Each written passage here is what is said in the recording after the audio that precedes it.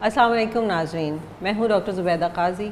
आज हम pick Pakistan foundation के फ़ोरम से एक बार फिर ब्रेस्ट कैंसर के हवाले से मालूमात लेकर आपकी खिदमत में हाज़िर हैं। ब्रेस्ट कैंसर, जिसको आम फहम ज़बान में छाती का सरतान कहा जाता है, दुनिया भर बल्कि पाकिस्तान में देखा जाए तो ख़वातीन में पाया जाने वाला सबसे आम कैंसर है।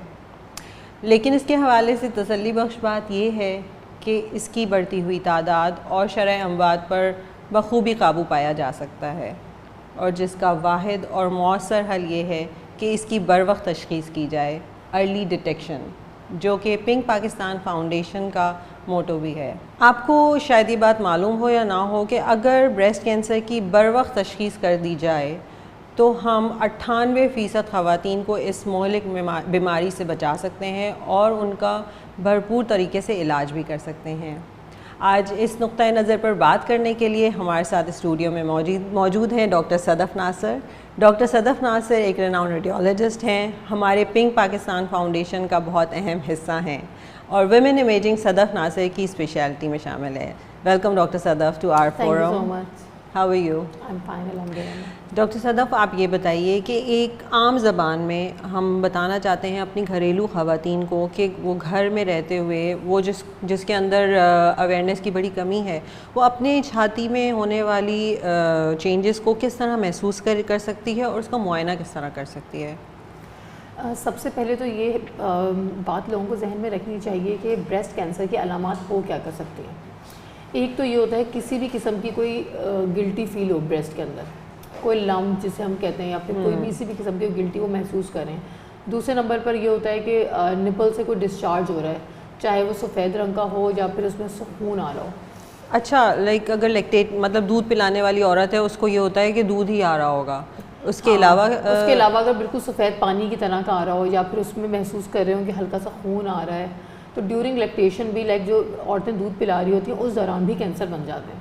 तो लोग अक्सर उस चीज़ को फिर मिस कर देते हैं। तो किसी भी किस्म का कोई अनयूजुअल मतलब नॉर्मल से अलग कोई डिस्चार्ज हो रहा हो, कोई लम्प महसूस हो रहा हो, या तीसरी कोई चीज़ होती है स्किन में कोई चेंजेस आ रही हों, जो आपकी जल्द होती है उसके ऊपर कोई क्रैक्स बन रहे हों, या वो कोई मुरझाई सी किसी एक जगह से हो जाए, या कोई डिम्पल बन जाए, मतलब स्किन जैसे होता है ना अंदर की तरफ खिंच रही है, सही गढ़ा सा हो निप्पल अंदर की तरफ चला गया है, ये सब जो है इसकी अलामात होती हैं जो कि आप देख सकते हैं। इसके अलावा कभी कभार ऐसा होता है कि जो कैंसर का लंप होता है वो अंदर इतना डीप होता है, बहुत अंदर की तरफ होता है, तो वो शायद महसूस बाहर से नहीं हो रहा होता। तो उस कंडीशन के अंदर ये होता है कि आप सेल्फ एग्जामिनेशन करें, मतलब औरत खुद से अपना मुआयना करे। तो सदफ़, सेल्फ एग्जामिनेशन भी जो है वो फिर एक स्क्रीनिंग का पार्ट हुआ ना कि हम तशख़ीस की तरफ जा रहे हैं। तो स्क्रीनिंग पे हम कहते रहते हैं स्क्रीनिंग, लेकिन लोगों को मतलब एक आम औरत को ये बताइए कि स्क्रीनिंग होती क्या है और ब्रेस्ट कैंसर में स्क्रीनिंग का क्या रोल है? अच्छा, स्क्रीनिंग जो है, स्क्रीनिंग का टेस्ट किसी भी बीमारी के लिए हो वो उस कंडीशन में किया जाता है जब कोई अलामत नहीं होती। जैसे अभी मैंने काफ़ी सारी अलामत बताई हैं, अगर वो औरत जिसको कोई अलामत है वो हॉस्पिटल जाके अपना टेस्ट करवाती है, वो तो डायग्नोस्टिक टेस्ट होगा उसका। लेकिन वो औरत जिसको किसी भी किस्म की कोई अलामत नहीं है लेकिन वो देखना चाहती है अंदर मेरी कोई बीमारी छुपी हुई तो नहीं है, तो वो टेस्ट स्क्रीनिंग टेस्ट कहलाता है। अब स्क्रीनिंग के लिए एक तो जैसे हमने कहा सेल्फ एग्जामिनेशन, ये भी एक स्क्रीनिंग का ही तरीका है। दूसरे नंबर पर होता है कि आप क्लिनिकल एक डॉक्टर से जाके अपने ब्रेस्ट का एग्जामिनेशन करवाएं। अगर आप हफ्ते में या महीने में एक दफ़ा खुद एग्जामिन कर रहे हैं तो आपको साल में एक दफ़ा, if you are 40 and above, साल में एक दफ़ा अपने डॉक्टर से भी मुआयना करवाना चाहिए। तो डॉक्टर से मुआयना करने के लिए आपको लगता है कि औरत की उम्र का कोई वो है, डिस्क्रिमिनेशन है कि? हाँ, अगर देखें 40 एंड अबव है, क्योंकि रिस्क ज़्यादा होता है आफ्टर 40, तो आप हर साल में एक दफ़ा ज़रूर करवा लें। लेकिन अगर जो 20s और 30s या 20 से 40 साल के दरमियान की जो ख़वातीन हैं वो अगर 3 साल में एक दफ़ा भी करवा लें तो कोई मसला नहीं है, लेकिन वो अपना खुद से मुआयना करती रहें। ठीक है। और अगर हम स्क्रीनिंग टेस्ट की तरफ आ जाते हैं, अगर मुआयने से हट के, तो सबसे जो इम्पॉर्टेंट या सबसे जो जिसका सबसे ज़्यादा रोल है जिस मोडालिटी का, वो है मेमोग्राफी। सही।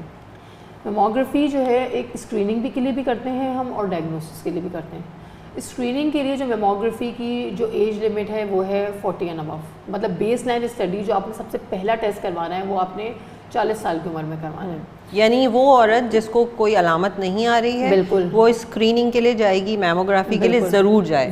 40 साल की उम्र जब उसकी हो जाती है तो वो ज़रूर जाए। तो ये बात हमारी ख़वातीन को जहन में रखनी चाहिए कि मैमोग्राफी आपने करानी है और स्क्रीनिंग के लिए करानी है, यानी उस मर्ज़ की तशख़ीस के लिए जिसके कोई अलामात आपको नहीं आ रहे, लेकिन 40 साल के बाद वो आपको होने के चांसेस बढ़ जाते हैं। तो आप साल में एक दफ़ा अपना स्क्रीनिंग मैमोग्राफी ज़रूर कराएँ। बिल्कुल। और स्क्रीनिंग मैमोग्राफी के फ़ायदे तो बहुत सारे हैं। अब एक औरत जिसको जो है अंदर कोई कैंसर है जो बहुत ही छोटा सा है, अब स्क्रीनिंग उस कैंसर को अगर डिटेक्ट कर लेती है तो प्रोबेबली वो स्टेज 1 होगा, मतलब पहली स्टेज होगी बीमारी की। अब पहली अगर स्टेज बीमारी की होती है तो उसकी सर्जरी भी आसान हो जाती है, उस पेशेंट का पूरा ब्रेस्ट रिमूव नहीं होगा, सिर्फ जहाँ पे कैंसर होगा वो कैंसर वाला हिस्सा निकाल दिया जाएगा। फिर उसकी जो है आगे कीमोथेरेपी, रेडिएशन थेरेपी भी बहुत मिनिमल और लो डोज में होगी।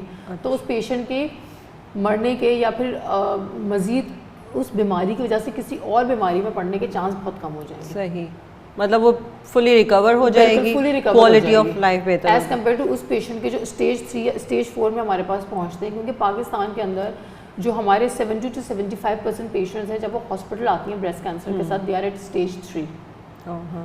स्टेज 1 2 इज़ वेरी रेयर, क्योंकि स्क्रीनिंग का कोई कॉन्सेप्ट नहीं है। जब तक कि बहुत बड़ा सा लम्ब बन जाए, बगल तक पहुंच जाए, या हड्डियों में चला जाता है, या लंग्स में चला जाता है, फेफड़ों की तरफ चला जाता है कैंसर, उनको बहुत ज़्यादा सिम्टम्स स्टार्ट हो जाते हैं, तब ख़वातीन आती हैं। सही। क्योंकि एक हमारे माशरे के अंदर ये भी है कि अगर ब्रेस्ट की कोई डिजीज़ होती है तो औरतें जो है उसको छुपाती भी बहुत ज़्यादा हैं। जी। हालांकि ये एक मिथ है, ये भी इसे एक ऑर्गन की तरह तस्वुर किया जाए, और अगर उसमें कोई बीमारी हो रही है तो फ़ौरन अपने डॉक्टर से जाके मशवरा किया जाए। बिल्कुल, ये हमारा फाउंडेशन का, इस फोरम का सबसे अहम मोटो है कि बर वक्त तशख़ीस हो जाए ब्रेस्ट कैंसर की। जैसा कि डॉक्टर सदफ़ ने बताया कि अर्ली स्टेज में, फिर स्टेज 1 स्टेज 2 में ख़वातीन को पता ही नहीं होता कि उन्होंने करना क्या है, जिसके लिए हमने आपको ये बेहतरीन तरीका बताया है कि आप सेल्फ़ एग्ज़ामिनेशन करें और अर्ली स्टेज पर इस मूज़ी मर्ज़ से छुटकारा पा सकें। तो मैमोग्राफी के अलावा आपको जैसे अल्ट्रासाउंड है और दूसरी मोडालिटीज़ हैं, उनके बारे में आप क्या कहेंगे? स्क्रीनिंग में रोल है उनका? उनका रोल बिल्कुल है। अगर कोई पेशेंट है जो 40 ईयर्स से कम है और उसकी बहुत ही स्ट्रॉन्ग फैमिली हिस्ट्री है ब्रेस्ट कैंसर की, तो उन कंडीशन के अंदर, और पेशेंट्स को ज़ाहिर कभी कभार एक साइकोलॉजिकल भी होता है ना कि हम जाके अपना एग्जामिनेशन करवा लें, हमें ना हो जाए, किसी की माँ को हो गया तो उस बेटी को भी सारे प्रॉब्लम, एक दिमाग में चीज़ें घूमने लगती हैं, ज़रा सा भी कोई चेंज फील करे या ना भी हो, पेन भी हो रहा हो, तो वो लोग चाहते हैं कि हम जाके इसको स्क्रीन कर लें। तो अक्सर पेशेंट्स आ जाते हैं हमारे पास भी कि हमें स्क्रीनिंग मैमोग्राम करवाना है इन देयर अर्ली 30s या लेट 20s। तो ऐसे पेशेंट्स के लिए बेहतर है कि वो अल्ट्रासाउंड करवा लें। सही। Ultrasound is an other screening modality जो यंगर पेशेंट्स में यूज़ किया जाता है।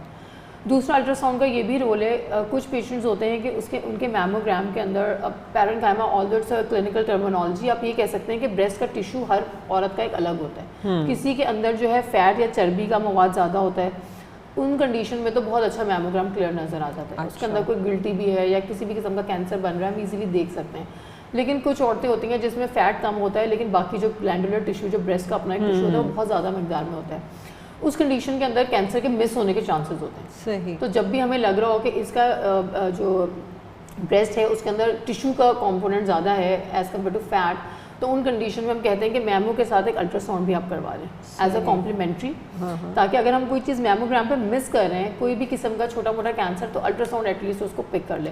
लेकिन अल्ट्रासाउंड को आप after the age of 40 first study नहीं रेकमेंड करता कोई भी, और वर्ल्ड वाइड गाइडलाइंस के अंदर mammogram is the first modality, क्योंकि जो माइक्रो कैल्सिफिक जो बहुत ही टाइनी चेंजेस होती हैं ना, वो मैमोग्राम पे you can see, not on ultrasound. सही, यानी मैमोग्राफी की लिमिटेशन, मोडालिटी एग्जैक्टली, लिमिटेशंस ये हुई, एक तो एज हो गई, बिल्कुल, क्योंकि ब्रेस्ट के का जो है वो ऐसा होता है स्ट्रक्चर कि हर चीज़ मैमो पे पिक नहीं हो पाती है। ठीक है, कंडीशन के अंदर आप अल्ट्रासाउंड करा सकते हैं। It's the first modality. ठीक है। और इसके अलावा MRI का कोई रोल है? MRI ब्रेस्ट जो होता है उसका कोई रोल है आपके ख्याल से डिटेक्शन में? या MRI का रोल उस कंडीशन में होता है कि अगर एक तो नंबर 1 किसी की बहुत स्ट्रॉन्ग फैमिली हिस्ट्री है और उसको अलॉन्ग विद दैट कोई क्लिनिकल सस्पिशन, जैसे उसको कोई निपल्स डिस्चार्ज हो रहा है या उसे और कोई सिम्टम फील हो रहा है, या तो उस कंडीशन के अंदर वो, जैसे उसने अपना मैमोग्राम भी करवा लिया, उसने अपना अल्ट्रासाउंड भी करवा लिया, अल्ट्रासाउंड एंड मैमोग्राम दोनों नेगेटिव है, मतलब उस पर आपको कोई फाइंडिंग नहीं मिल रही है, लेकिन उस पेशेंट को निपल से ब्लड आ रहा है, ऐसा कोई और सिम्टम आ रहा है, कोई अलामत है जो आपको लग रहा है कि इसको अंडरलाइन कैंसर हो सकता है, जो हम मिस कर रहे हैं मैमोग्राम, उन कंडीशन के अंदर जो कि बहुत रेयर केस होता है, उन कंडीशंस के अंदर we can go for MRI, हम MR कर सकते हैं। ओके, लेकिन not as a first line modality. सही, फर्स्ट लाइन मोडालिटी हमारी मैमोग्राम ही रहेगी। और दूसरा मैं ये मैमोग्राम का मैं ये बताना चाहूँगी, मतलब अगर आपने 40 ईयर्स पे एक मैमोग्राम करवा लिया है तो उस पर आपने स्टॉप नहीं हो जाना है। फिर आपको बिटवीन 40 to 50 हर 2 साल पे मैमोग्राम करवाना है, and after the age of 50 yearly हर साल मैमोग्राम। स्क्रीनिंग के लिए ये रूल है कि 40 साल के बाद आपने करवाना है हर साल, और ये नहीं है कि 1 या 2 दफ़ा कराना है, उसे आपने फिर ज़िंदगी भर कराते रहना है। खुदा ना खास्ता आपको कैंसर की तशखीस हो या ना हो, क्योंकि आपको नहीं पता कि किस स्टेज पर ये डेवलप हो जाए और फिर मिस आउट हो जाए। तो स्क्रीनिंग जो है वो फिर 40 साल के बाद ज़िंदगी भर के लिए 1-2 साल में कराना बहुत ज़रूरी होता है। अच्छा, एक बात सदफ़ मैं ख़ास तौर पे आपसे ये पूछना चाहूँगी कि मैमोग्राफी के हवाले से हमारी ख़वातीन में एक बड़ा क्या कहेंगे उसको कि ये है इब्हाम पाया जाता है कि भाई नहीं, मैमोग्राफी करा लेंगे तो कहीं फैल जाएगा, और जो है वो अगर लंप है तो वो कहीं बर्स्ट ना हो जाए। इसके बारे में बड़ी अजीब अजीब सी बातें ख़वातीन के जहन में सुनने में आती हैं। तो आप इससे के हवाले से ज़रा बताइएगा कि क्या इस तरह की कोई बात वाकई होती है? नहीं, ऐसा कुछ नहीं होता मैमोग्राम से। मैमोग्राफी से जो कुछ लोग जो कंप्लेन करते हैं कि उनको पेन बहुत ज़्यादा होता है, ये भी एक प्रॉब्लम है। लोग आम जेंट्री जो आती है हमारे पास मैमोग्राम के लिए, तो वही सबसे पहला सवाल ये होता है कि डॉक्टर साहब सुना है हमने बहुत ज़्यादा अनबेरेबल पेन होता है, मतलब बर्दाश्त नहीं होता, या अगर उनको कोई सिम्टम हो रहे होते हैं तो हमारा जो कैंसर है ये फट ना जाए। कोई ऐसी कुछ नहीं होता है, क्योंकि जो प्रेशर देते हैं वो हर ब्रेस्ट के हिसाब से डिफरेंट होता है। पेन इज़ टोटली बेरेबल, मतलब बर्दाश्त वाला होता है, हल्का सा होता है, बिल्कुल पेन भी नहीं कह सकते उसको, डिस्कम्फर्ट वाली फीलिंग होती है कि आपका अगर कोई टिश्यू कॉम्प्रेस करेगा आपको थोड़ा बहुत तो डिस्कम्फर्ट होगा ना।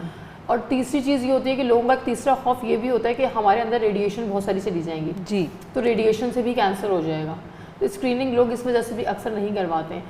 मैमोग्राम के अंदर जो हमारी रेडिएशन की डोज होती है वो इतनी कम होती है, हम एक जो ज़रा सी खांसी पे लोग जाके एक चेस्ट एक्सरे करवा लेते हैं जी, उस चेस्ट एक्सरे की डोज जो है वो 10 गुना ज़्यादा है एक मैमोग्राम की डोज से। ओके, जो कि हम कितना नॉर्मल कराते हैं, एक आम पब्लिक कितना नॉर्मल कराते हैं जी, आप खांसी नज़ले के लिए जाते हैं, उसमें भी तो ब्रेस्ट को एक्सपोजर होता है, और वो वाली dose it's 10 times more than the mammogram. और अब जो लेटेस्ट वर्जन आ रहे हैं मशीन्स के, उसमें तो उससे भी ज़्यादा कम, मिनिमम वो तो work he all around the world इस पे हो रहा है कि मिनिमम बेरेबल डोज दी जाए टू द ब्रेस्ट, सही, ताकि कोई हार्म ना हो। तो मतलब इसकी डोज अगर साल में कोई एक दफ़ा कोई औरत मैमोग्राम करवा रही है तो इसकी डोज अगर आप सोचें एक चेस्ट एक्सरे से 10 गुना कम है, तो ये कोई ऐसी डोज नहीं है कि इससे कोई खुदा ना खास्ता कोई कैंसर बन जाएगा। और अगर छोटी मोटी डोज जा भी रही है और थोड़ा सा डिस्कम्फर्ट हो भी रहा है तो मतलब वो इतना ज़्यादा नहीं है जितना मैमोग्राम का फ़ायदा हो रहा है। बिल्कुल, मैं यही ये आपने बड़ी अच्छी बात बताई कि रेडिएशन से लोगों को बहुत ही ज़्यादा खौफ रहता है कि इससे हम कराने जा रहे हैं तो कहीं कैंसर लेकर के ना आ जाएं, तो ये बहुत आपने अच्छा बताया। दूसरा ये कि एक बात ये है कि इसके बारे में कि क्या इसके नुकसान और इसके फ़वाइद को अगर हम कंपेयर करें कि मैमोग्राफी कराने के अगर थोड़े बहुत नुकसान हैं तो उसके मुकाबले में क्या फ़वाइद उतने ज़्यादा हैं? फ़वाइद तो बहुत ज़्यादा हैं, क्योंकि अगर किसी औरत का कैंसर हम स्टेज 1 पे पिक कर लेते हैं, हम उसे डिटेक्ट कर लेते हैं, तो उस औरत की समझें आप हम एक लाइफ बचा रहे हैं। बिल्कुल, लाइफ सेविंग मोडालिटी। अगर आपने इनिशियल स्टेज पे ब्रेस्ट कैंसर को आपने डिटेक्ट कर लिया है तो अगर आपकी जो है लाइफ सेव हो रही है या आपकी ज़िंदगी के कुछ साल बढ़ जाते हैं, आपका 5 मोर्टेलिटी रेट जिसे हम कहते हैं, आपके 5 साल जिंदा रहने के इतने चांसेस हैं कैंसर होने के बाद, वो बढ़ जाता है, आपके ज़िंदगी के साल बढ़ जाते हैं। तो वो एक छोटे से डिस्कम्फर्ट और थोड़ी बहुत रेडिएशन से तो बहुत बड़ा फ़ायदा है। बिल्कुल, यानी कि हम रिस्क वर्सेस बेनिफिट्स देखें तो मैमोग्राफी के बेनिफिट ज़ाहिर है, आपकी क्वालिटी ऑफ लाइफ बढ़ रही है, आपका number of life, quantity of life बढ़ रही है, तो एक इंसान के लिए छोटा मोटा अनकम्फर्ट वाकई उसके मुकाबले में कोई मायने नहीं रखता है। तो मैमोग्राफी के हवाले से मेरा ख्याल है कि काफ़ी हद तक हमारे जो हैं वो जहन में जो बातें थी वो क्लियर हो गई होंगी। अब ये बताइएगा कि मैमोग्राफी करने का तरीका थोड़ा सा लोगों को कि मतलब क्या होता है अगर एक औरत जा रही है पहली दफ़ा, उसके अंदर एक फोबिया है कि भैया मैं जाऊंगी और मेरे साथ यूँ होगा, तो थोड़ा सा उसके बारे में बताइएगा कि क्या होता है। अच्छा, मैमोग्राफी जो है ये जिस तरह हम आम एक्सरेज करवाने जाते हैं, ये भी आप समझें कि एक्सरे की मशीन है। जिस तरह बाकी एक्सरेज की मशीन होती है उसमें पेशेंट को मशीन के सामने खड़ा किया जाता है और उसके उस हिस्से का एक्सरे ले लिया जाता है। इसी तरह मैमोग्राफी में भी हम ब्रेस्ट का एक्सरे करते हैं, तो ब्रेस्ट क्योंकि जो है वो टिश्यू थोड़ा सॉफ्ट होता है तो इसे जो मशीन में रख के थोड़ा सा कॉम्प्रेस किया जाता है। सही, थोड़ा सा कॉम्प्रेस इसलिए कर देते हैं ताकि वो मूवमेंट ना हो उसकी। ठीक। मूवमेंट नहीं होती, मूवमेंट को रिस्ट्रिक्ट करने के लिए थोड़ी सी कंप्रेशन करते हैं, लेकिन करते हैं एक्सरे ही है। एक्सरे कराने जाते हैं चेस्ट का तो 1 सेकंड के लिए हमें साइलेंट कर देते हैं, तो हिलना नहीं होता, हिलना नहीं होता। तो बस इसी तरह होता है कि आपने एक्सरे मशीन के अंदर आपने ब्रेस्ट को प्लेस किया और उसके एक एक्सरे ले लिया। 2 व्यूज में करते हैं, समझिए आप 2 एक्सरेज होंगे, एक आपके 2 डिफरेंट डायरेक्शंस में होते हैं, यानी एक ब्रेस्ट के 2 एक्सरे होंगे, 2 व्यूज होते हैं, ठीक है, जिसे हम अपनी मेडिकल के टर्मिनोलॉजी में क्रेनियो कॉर्डल और मीडियो लैटरल कहते हैं। समझे साइड टू साइड होता है एंड अप एंड डाउन होता है। सही। तो इस तरह से मतलब मशीन जैसे MR और CT कराने जाते हैं तो बड़ा फोबिया होता है ना कि इसमें डाल दिया जाएगा, यूं कर दिया जाएगा, तो इस तरह के मेमोग्राफी में तो मेरे ख्याल से कोई मसाइल नहीं मेमोग्राफी में ऐसा कुछ नहीं होता, क्योंकि ऐसी तो कोई मशीन है नहीं कि जिसमें लिटा दिया जाए और पेशेंट को मशीन के अंदर डाल दिया जाए। ये तो खड़े होकर ही होता है, जिस तरह एक नॉर्मल चेस्ट एक्सरे होता है, खड़े होकर, इसे स्टैंडिंग पोजीशन में हम खड़े होकर ही कर लेते हैं। अब मेमोग्राफी के बाद अल्ट्रासाउंड कराना क्या कंपलसरी है, या सिर्फ मेमोग्राफी में अगर डिटेक्ट हो जाता है तो फिर हमें अल्ट्रासाउंड कराने की ज़रूरत है? नहीं, हर कंडीशन में अल्ट्रासाउंड की ज़रूरत नहीं है। जैसा कि मैंने आपसे पहले भी कहा, अगर कोई औरत है, उसका जो है ब्रेस्ट का टिश्यू जो है थोड़ा सा मतलब उसमें चर्बी की तादाद कम है और ग्लैंड की तादाद ज़्यादा है, तो उस कंडीशन में हम सिर्फ इसीलिए करते हैं कि हम कोई चीज़ अंदर से मिस ना कर रहे हो, कोई अर्ली कैंसर हम उसे मिस ना कर रहे हो, सिर्फ उन कंडीशन के अंदर ज़रूरी है। लेकिन अगर कोई ऐसी पेशेंट है जिसका हमें बहुत क्लियर है कि इसके अंदर कैंसर भी नहीं है और हम उसे मिस भी नहीं कर रहे हैं, तो उस कंडीशन में हम नहीं करते हैं। और आई थिंक 50% केसेस के अंदर ज़रूरत नहीं पड़ती है, लेकिन 50% केसेस में ज़रूरत पड़ जाती है, क्योंकि अक्सर लोगों को इस बात में प्रॉब्लम होती है कि अब मैमोग्राम करवा लिया हमने, अब हमारा अल्ट्रासाउंड क्यों करवा रहे हैं, स्क्रीनिंग तो हमारी हो गई है। एक्चुअली वो कंप्लीट स्क्रीनिंग नहीं होती है अगर उनका टिश्यू डेंस है। सही है, यानी कि कुछ केसेस में सिर्फ मेमोग्राफी काफ़ी है और कुछ केसेस में हमें दोनों चीज़ें करनी पड़ती हैं ताकि हम कुछ मिस ना कर सकें। और मेमोग्राफी में जैसे हमने देखा कि ब्रेस्ट कैंसर सबसे पहले बगल में चला जाता है, लिम्फ नोड्स के अंदर, तो मेमोग्राफी में क्या वो बगल का हिस्सा भी शामिल हो जाता है जिसके अंदर कैंसर के जाने के चांसेस हैं? बिल्कुल शामिल हो जाता है, क्योंकि मेमोग्राफी के हम 2 व्यूज़ लेते हैं, मतलब 2 डायरेक्शंस में उसको करते हैं, तो एक हमारा बगल का आ जाता है, यानी वो भी मिस होने के चांसेस नहीं होते हैं। यानी एक मुकम्मल तौर पर जो है वो तशखीस हो जाती है कि मेमोग्राफी के अंदर चलें। बायोप्सी का एक टर्म है जो यूज़ होता है और जिसके लिए लोग जो है बड़े खौफ ज़दा हो जाते हैं कि बायोप्सी करानी पड़ेगी, तो उसका क्या रोल है? अच्छा, बायोप्सी ये होती है कि जिस जगह पे भी हमें लग रहा है ना कि ये जो चीज़ है ये कैंसर हो सकती है, क्योंकि देखिए मैमोग्राम या अल्ट्रासाउंड भी कर रहे होते हैं तो हम सिर्फ ये बताते हैं कि ये चीज़ कैंसर हो सकती है।